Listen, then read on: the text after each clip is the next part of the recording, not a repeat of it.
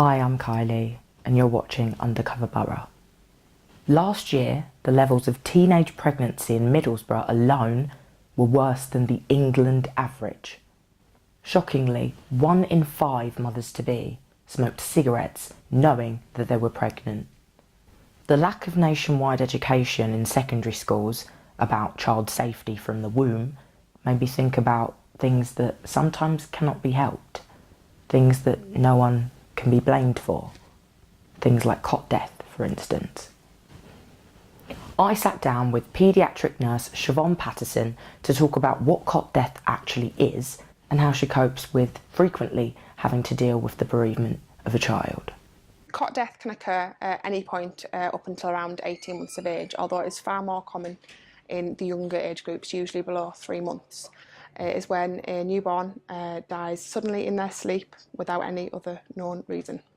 The current NICE guidance, which is National Institute for Clinical Excellence, suggests that babies should not be kept in bed with the parents, so there shouldn't be any co-sleeping, that no one should smoke around the baby, that the baby should not be allowed to become too hot or too cold. It's really important that everyone is aware of the risks of it happening and also the ways in which it can be prevented, as at some point it may save a life.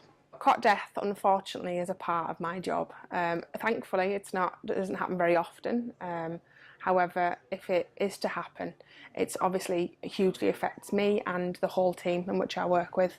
I've consoled parents in the past and tried to be there as much as I can, and that for me is a huge comfort because I feel like I've done the best that I possibly could do in such a hard situation.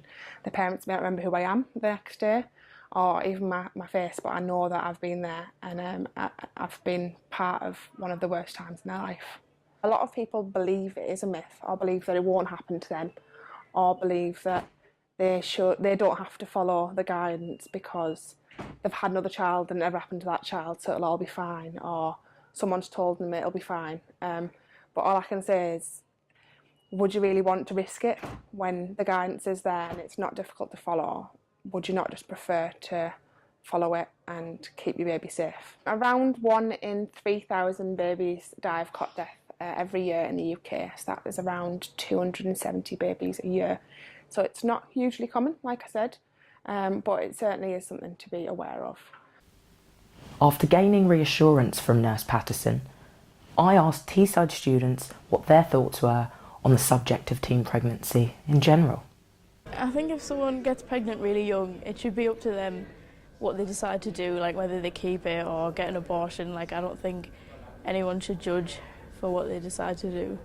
But from a man's point of view, I think it's your duty to make sure it doesn't happen and try and avoid it. But if it does happen, then staying with your partner to help them through either the abortion process or to help care for the child, I think is important. I think during a teenage pregnancy, it has to be from both parties that you have to really be there and help each other, because people don't understand how much of a big decision it is. If you don't have the financial backing to actually have a child and bring up a child, then you really shouldn't bother, regardless of how desperate you are to have a child with a partner. You should really just consider your financial situation, whether or not you can bring up a kid, and go from there. Probably just wait until you're older and you're actually capable of doing so. While the response I got was logical, it taught me that as a generation, we hadn't come up with a new way to deal with teen pregnancy. In fact, we were just mimicking what our parents told us, as if it was always going to be a hypothetical situation. Figures show that in Middlesbrough, teen pregnancy is not a hypothetical situation. It is in fact the norm here. Do you think it's up to schools to educate 15 and overs about sexual health and family planning, or is it up to the parents? Leave your comments below.